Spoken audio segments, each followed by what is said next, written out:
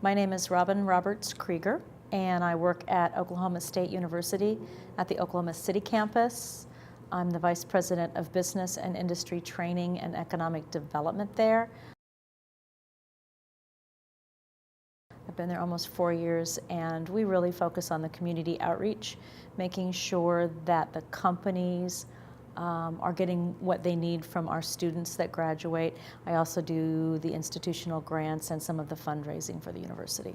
I think the reason I have been involved in economic development in some way for a long time is the only way that we're going to make our society better is to try and help our people by educating them so they can work in more have more technical skills, more highly paid jobs, really try and build a middle class. And if you are a college-educated person and your children go to college, you're replacing yourself with yourself.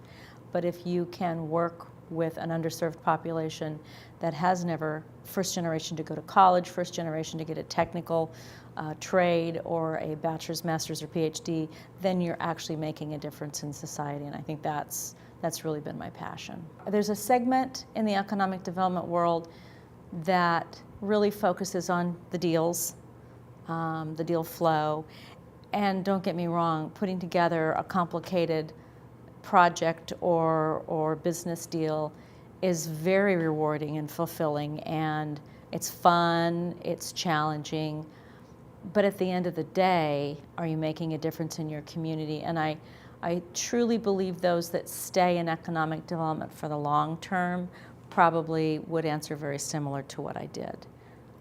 When we put together a very complicated project, probably the most complicated I ever did, in Oklahoma City, it was a idled GM manufacturing facility.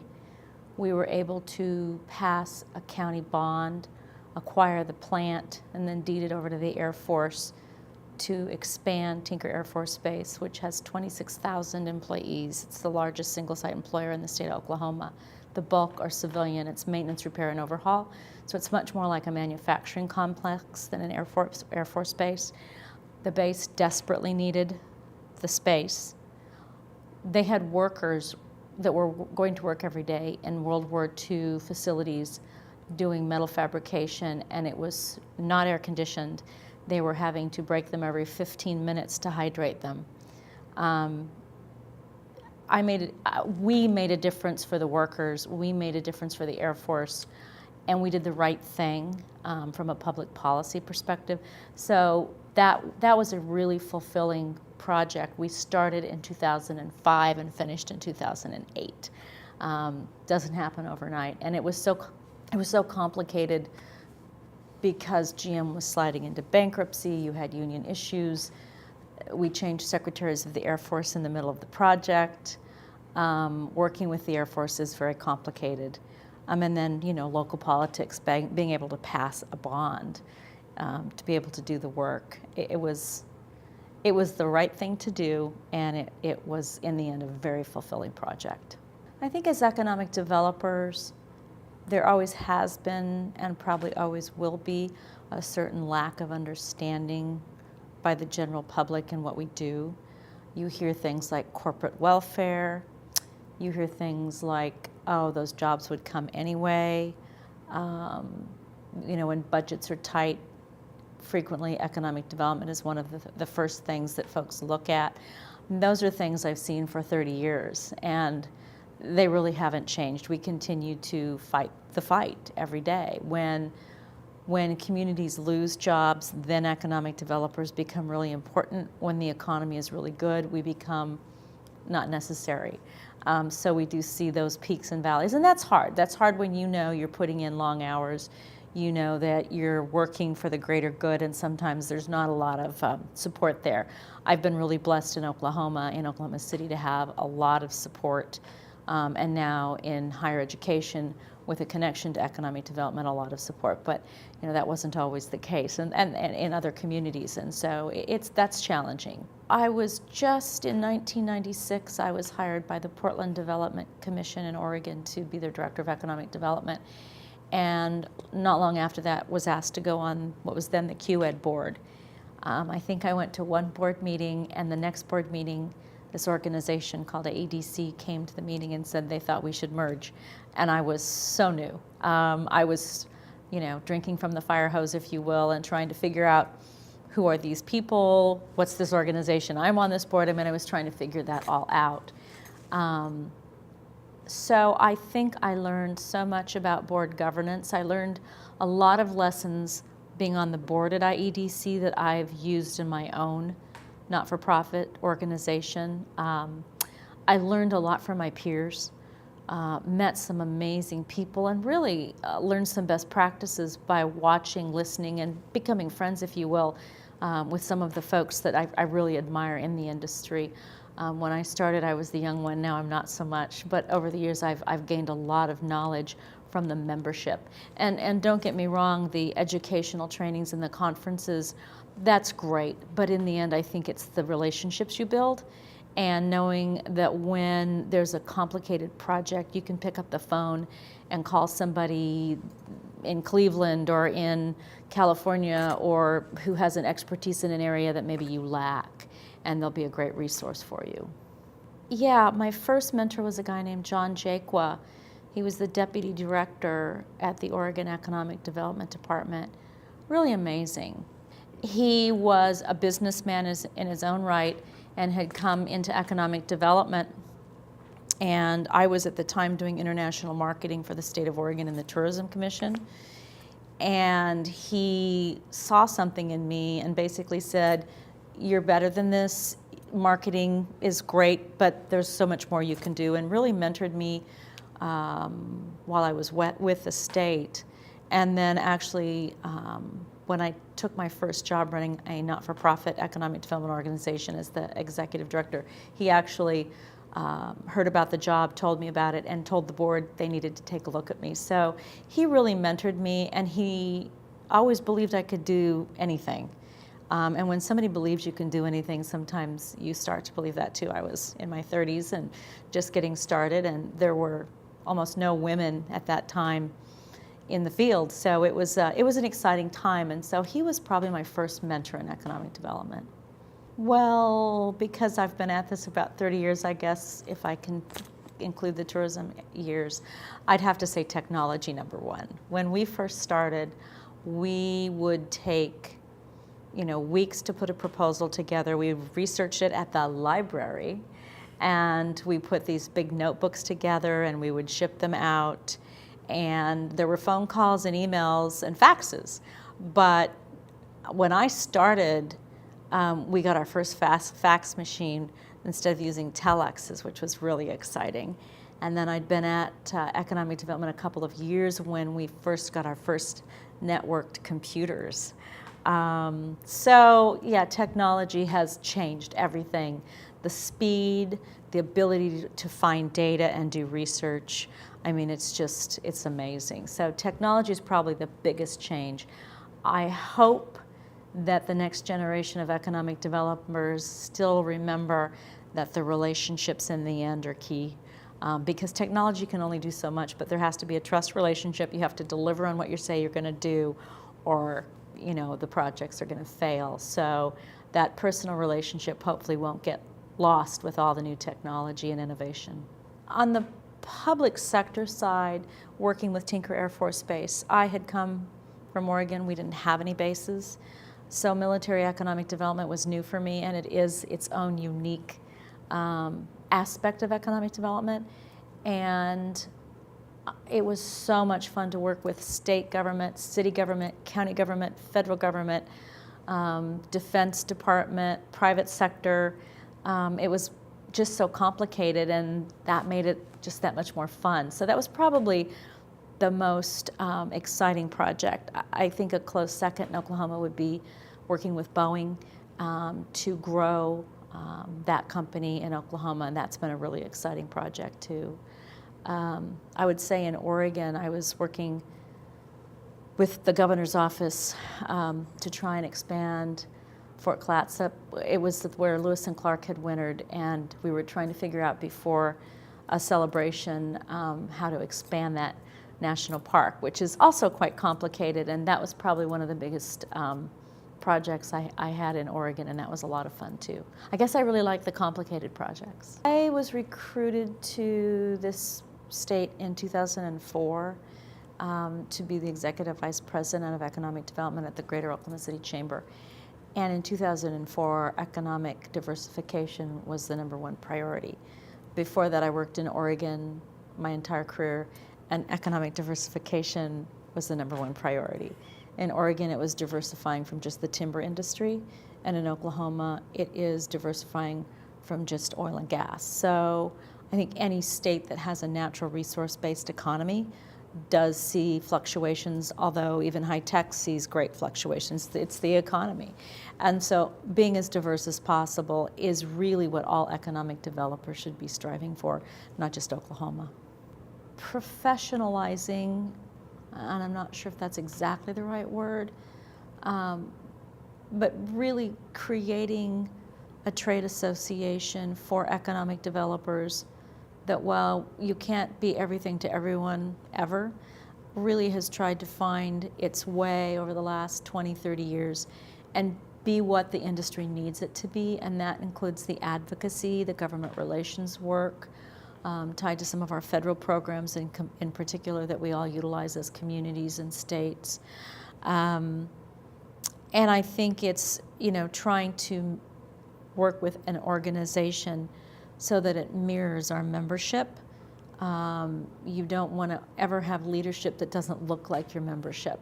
And that can be ethnicity, gender, age, urban versus rural, all of those things. And I really applaud IEDC for trying to be more reflective of that membership in how the leadership functions and strives.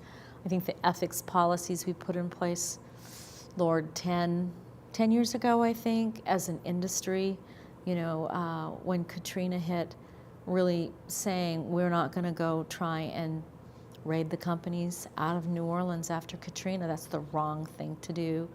And ethics really as a profession, I think that's been a huge stride. A lot of people were very nervous about that, but I think it's been the right thing to do as an organization. So putting the I in IEDC and really looking at the global and the international and figuring out how as economic developers we can play in that arena, partner in that arena, and in some cases lead in that arena. So those are all areas I'd probably talk about. In my world, economic development is part of community development. Total community development includes that quality of life. It includes your schools. It includes open space. Community development is very much driven by political will, social, and those are all important aspects. Economic development is the part of community development that pays for everything else, because that's where the wealth is generated and also the taxes. And so I think we have stakeholders that are so siloed, they only want to be parks advocates, or they only want to be quality of life advocates, and everybody has quality of life, just ask them, but it's just going to depend on what's important to you from a quality of life perspective. We have the education advocates, we have the workforce advocates, and I think in the end, making sure that everybody understands that the economic development aspect of community development is critical for job creation, wealth creation, and again, it generates revenues that you get to pay, that allows you to pay for that quality of life that you want. And I think that's just so important to make sure that your stakeholders understand that. Look around, find the best in the field and hitch your wagon to them. Learn from them, let them mentor you. Be fearless, but be a sponge. Listen, learn, and know that you're probably never going to be right and you're never going to be wrong. You're always going to be someplace in the middle, and being able to adapt and adjust your course as you go along. It's a very gray area we live in economic development. And if you're just starting out, find people you really admire, find people that you would like to be like, and spend time with those folks, learn from those folks. That's the best school that I ever went to. I mean, the people that I have admired so much, some mentors weren't competitors, others were. And I think You know, when I was working on the military side, I ended up competing directly against good friends. My boss, when I was at the Greater Oklahoma City Chamber, we competed against each other when I was in Oregon and he was in Phoenix. And I do remind him that I won one of those projects. But yeah, it's, you can admire the people that you compete against. You should. My whole life, I've just sort of been open to opportunities for my career. I went to school to be a teacher. My first year of teaching, I taught 7th and 8th grade in a country school, and I was the football coach. It was an all-female faculty. I had a degree in PE as well. They asked me if I would do it. I talked to the boys. They said as long as I didn't wear a dress on game day, they were okay with it. Teaching 7th and 8th grade was probably one of the hardest things I ever did. But then I was living in a ski area, and I was asked to do some things in the tourism industry. I had a ball. And then I had an opportunity to go to work for the state of Oregon doing the international, which I thought was going to be fun. I'd never done that before, leading trade missions to Asian countries and European countries and participating with the 8 Western states. And then I was getting a little bit bored, and that's when John Jaquia basically said, I think you need to be moving into economic development, which was a lot more than just tourism. Immediately felt right. And then at one point, the governor's office asked me if I would do their community solutions teams, which was problem solving in economic development, transportation, land use, environmental issues, and housing in Oregon for the Portland metro area. Different kind of work, more facilitation, coalition building, crossing city, county, federal, state boundaries. I really enjoyed that. And then opportunity to come to Oklahoma, where I've now met my husband, married, and I'll be staying. I don't know that I ever said I want to be an economic developer, ever. I think each step of my career, it was a new challenge. And when I stepped from tourism into economic development, it just felt like the right thing for me. I think you have to celebrate when the mayor looks good. You have to celebrate when the CEO, board chair, executive director looks good. I think you have to be very careful. I always think of the emperor has no clothes. You never want to be out there thinking you know it all. It's going to get you in trouble every time. So I always like to be kind of the one behind the curtain where everybody would look back and say thank you, but I didn't have to be on the stage bowing. And I got what I needed from the work I did and from the people I respected thanking me for that work. I didn't need to be at the ribbon cutting with the shovel, whatever, with the media there. That's where the elected officials will go. That's where people that really got the deal done in a high-profile way go. But I think as economic developers, just celebrate knowing that behind the scenes you made a difference. You just don't have to be out front all the time. I think technology will continue to morph and change how we function as a profession. I think the skill sets you need in your team are going to change. You have to decide what you outsource versus what you have on your team.